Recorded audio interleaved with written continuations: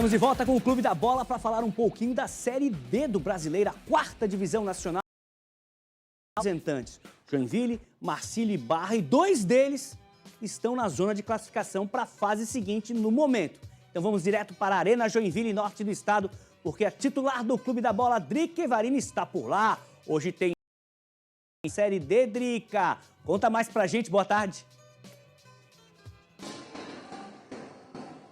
Boa tarde, Mancha, boa tarde, colegas, e a todos que nos assistem aqui no Clube da Bola. Daqui a pouquinho, 4 horas da tarde, Jack enfrentando o Azures aqui na Arena Joinville pela 3ª rodada dessa Série D, segundo jogo do Tricolor dentro de casa, e um jogo que vale muito. Vale a liderança isolada desse grupo A8. O Azures, o time paranaense de Pato Branco, é o único time com 100% de aproveitamento, venceu os seus 2 jogos, tem 6 pontos, mas o Jack não tem 4 pontos, venceu o Guarani de Bagé aqui na estreia por 1-0, empatou com o São José na semana passada em 1-1 lá em Novo Hamburgo, tem 4 pontos e se vencer o Azures vai a 7, assume essa isolada e ninguém alcança o tricolor em caso de vitória aqui na Arena Joinville. E alguns números deixam o torcedor aí com boas expectativas, porque o Joinville não perdeu dentro da Arena Joinville esse ano, nem no Campeonato Catarinense, nem na estreia da Série D. O capitão Guti, inclusive, não perde aqui dentro da Arena desde aquela campanha da Série B em 2014, quando o time acabou sendo campeão e subiu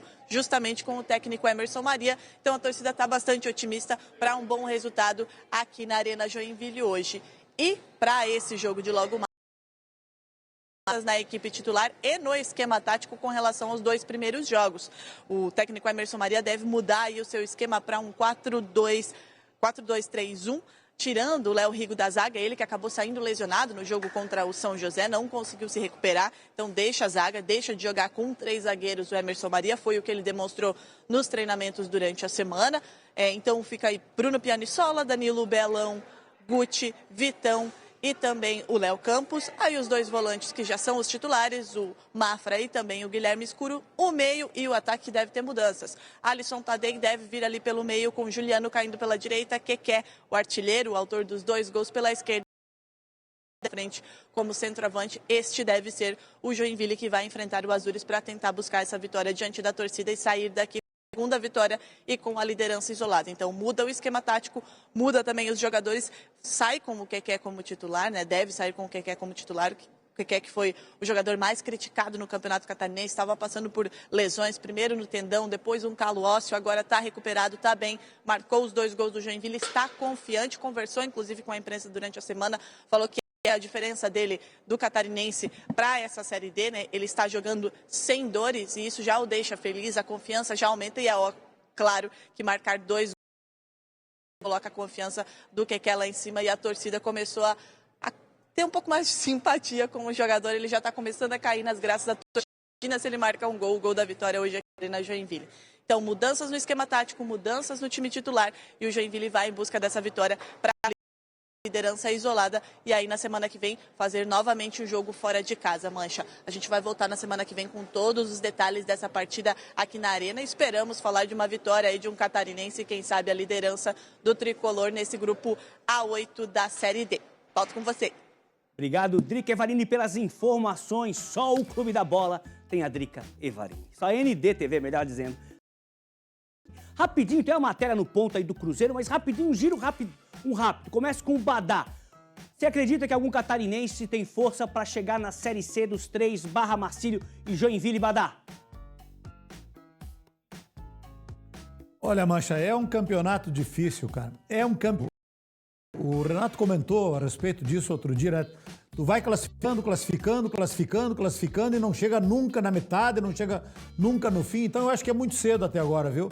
Começaram bem, vamos ter que aguardar um pouquinho mais para a gente saber exatamente o potencial dos clubes catarinenses. Mas das 4 divisões, essa é a de chegar lá na frente pelo número de fases e pelo número de equipes participantes. Vão ter que ter muito fôlego para chegar com força lá no final da competição. Legal. E você, Renato? O Badá destacou muitas fases, muitos times. A gente acaba lendo ali a lista de equipes, alguns que a gente até não conhece, não tem muita informação, não viu atuar. Eu vou nessa linha aí, Marcelo.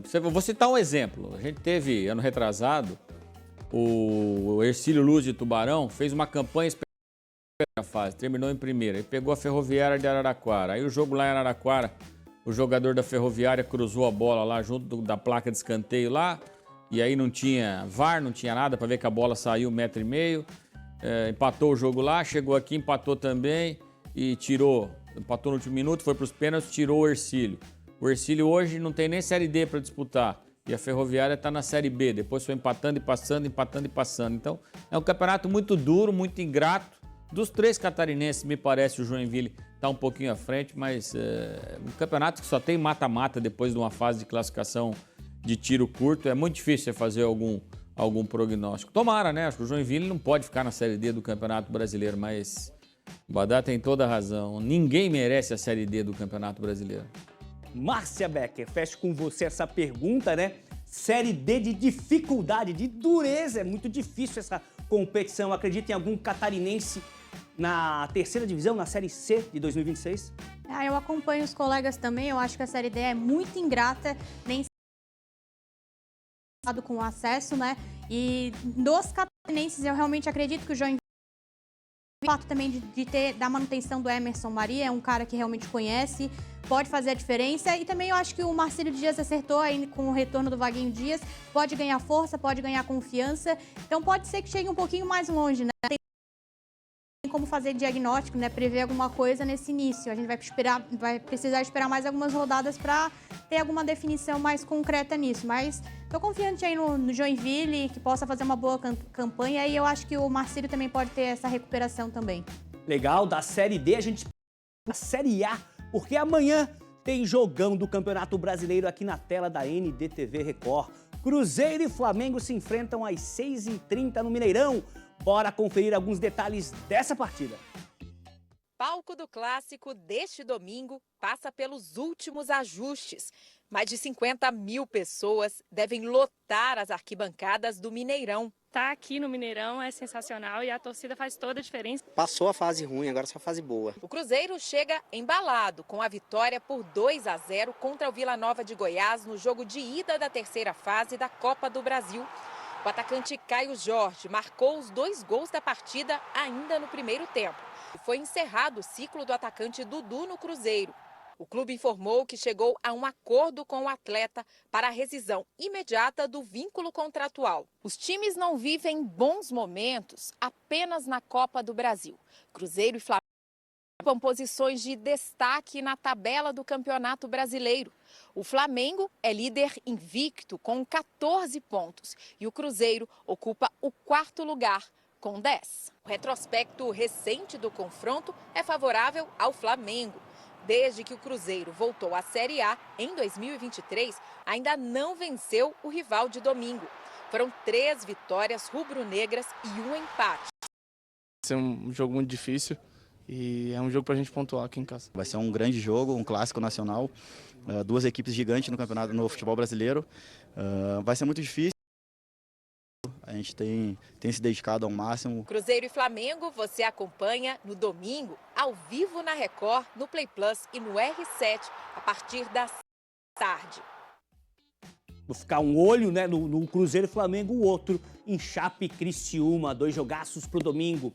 Coloca na tela, por favor, a tabela da Série para a gente dar uma conferida por onde andam as equipes aí. Infelizmente não temos nenhum catarinense. O Flamengo é líder com 14, o Palmeiras coladinho com 13.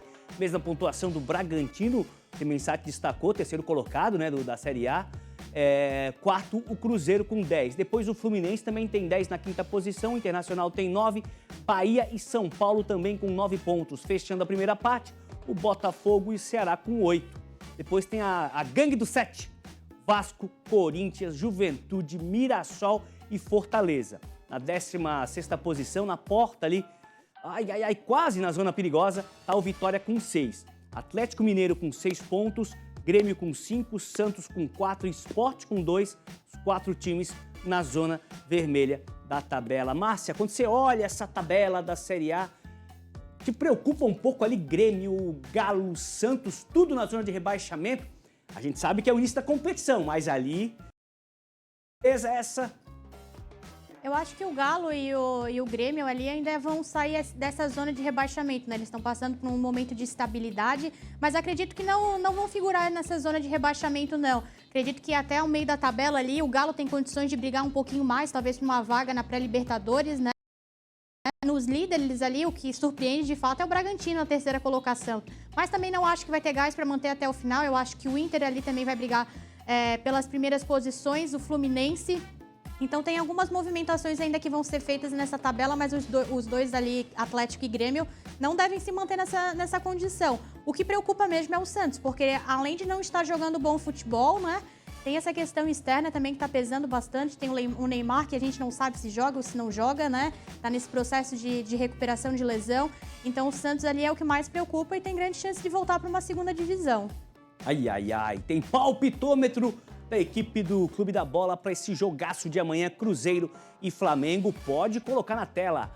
A Márcia vai de Flamengo, hein? Márcia Becker, 3-1 pro Flamengo. Badá também, mas ele economiza um gol, 2-1. Eu já exagerei. É 4-1 pro Flamengo diante do Cruzeiro. O Kaká também aposta na vitória do Flamengo 2-1. O Emerson vai de empate 1-1. E a Drica vai 3-1 pro Flamengo. Ninguém votou no Cruzeiro. A galera tá gostando e apostando no Mengão. Ó, Badá, claro, você vai estar trabalhando amanhã, não vai conseguir dar uma olhadinha nesse jogo Cruzeiro e Flamengo, mas é sensacional, né? Um golaço a Record na TV aberta mostrando um jogaço desse com o Flamengo. Às vezes quer assistir o Flamengo, não dá, tá só na fechada. Amanhã na certa. E olha que tem flamenguista nesse estado de Santa Catarina, né? Tem. Tem muito flamenguista aqui em Chapecó, tem a Flapecó. Torcida organizada do Flamengo aqui em Chapecó. E é grande a torcida, viu? Então, é um jogão de bola com visibilidade, todo mundo pode assistir, não precisa comprar pote, não precisa assinar pay-per-view. Tá aí na tela da TV Record, da NDTV. E é um baita jogo, cara, porque o Cruzeiro tem um bom time. Individualmente tem um bom time, tem bons jogadores. Caio Jorge jogou muito na última partida, finalmente parece que deslanchou, né? Então ainda não... O Flamengo tem um timaço, o Flamengo tem o melhor elenco do Brasil. Então vai ser um jogão de bola. Dois bons times. E queira ou não, o Cruzeiro tá no 4 e o Flamengo é líder. Então vai ser um jogão de bola amanhã aqui na NDTV. Mas não posso deixar de dizer que eu gostaria muito, Marcelo Mancha, de um dia ter o empresário do Dudu. Porque esse cara é esperto, viu? Por onde ele passa, ele limpa o cofre dos caras. Aí do Cruzeiro ele tá levando embora, ficou pouquinho tempo, tá levando embora acho que 23 milhões de reais. Vai custar a bagatela de 5,7 milhões por mês para o Cruzeiro entre luva, salário e agora a rescisão era 20 e poucos milhões, pegou 15 só. Não, me dá 15 que 15 para mim tá bom. Que empresário bom que tem esse cara. E já tá, não sei se já acertou com o Atlético Mineiro, se não acertou, tá para acertar. E vai pegar mais uma fortuna. E faz tempo que não joga nada. Que empresário bom. Eu que queria ter um empresário desse, viu, Marcelo Mancha? Quem não queria? Ó, chamar mais um titular do programa, o Kaká Oliveira, acompanhou 100 gols entre Brusque e o Atlético com H no meio da semana pela Copa do Brasil. Deixou um material pra gente. Fala, Kaká! Oi, Mancha. Olá para você que tá ligado no Clube da Bola. Brusque e Atlético Paranaense empataram em 0-0 pelo jogo de ida da terceira fase da Copa do Brasil. Mais de 6 mil torcedores acompanharam o jogo aqui na Arena Joinville. O primeiro tempo foi melhor do Furacão, mas não foi um bom jogo. Brusque, inclusive, demorou para finalizar. A primeira finalização foi de falta. No final do primeiro tempo, o Brusque conseguiu fazer um chute ao gol. Segundo tempo, o jogo foi melhor e o Brusque melhorou. Mas faltou um pouquinho de confiança para o Brusque conseguir abrir uma vantagem aqui em Santa Catarina no confronto com o Atlético pela Copa do Brasil. O jogo da volta vai ser no dia 20, lá na Liga Arena em Curitiba, às 7h30 da noite. Lembrando que precisa ter um vencedor. Novo empate, força os pênaltis. Seu classificado para as oitavas de final da Copa do Brasil. Brusque não tem tempo de lamentar esse empate. No domingo já joga nos aflitos contra o Náutico pela Série C do Brasileiro. Mas os números são bons. Com o 0-0, já seguidos sem perder e ainda 18 partidas na temporada e apenas 9 gols sofridos. Brusque defensivamente tem ido muito bem em 2025. Volto com você, Mancha. Valeu, Kaká. Pedi para o nosso diretor de imagens, Carlos, colocar na tela a tabela da Série C para a gente dar uma olhadinha ali por onde andam Brusque e Figueirense. O líder é o Londrina, que tem 7. O Ituano também tem 7. Maringá tem 7. A Ponte Preta 7. E o Brusque, 7 pontos. Caxias com 6. Botafogo da Paraíba com 5. E CSA com 5 pontos. Fecham o G8 do Brasileiro da Série C. Depois o Retrô tem 4. São Bernardo tem 4. Tombense 4 pontos. Itabaiana tem 3, Ipiranga tem 3, o Confiança tem 3 pontos também. O ABC também com 3 pontos e o 16º é o Anápolis com 2 pontinhos. Zona perigosa, zona vermelha, a zona que ninguém quer estar. Figueirense com 1 ponto, Náutico, Floresta, tudo com 1 ponto e o Guarani ainda não pontuou na Série C 2025. Com essa imagem ruim do Figueirense nas a gente vai para o intervalo e volta com as considerações finais do Clube da Bola. Não sai daí.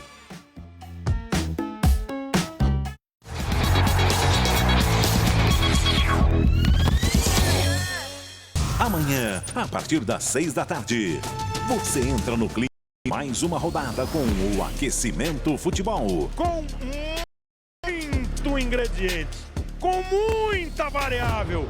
E às 6h30, a bola vai rolar. 2 dos bons times do campeonato. É o primeiro reencontro de Gabigol com o rubro-negro. Ele foi simples, objetivo. Mas do outro lado, também tem chance da lei do ex entrar em ação. Cruzeiro e Flamengo.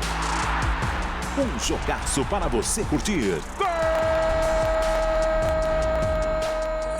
Brasileirão é aqui na tela da Record.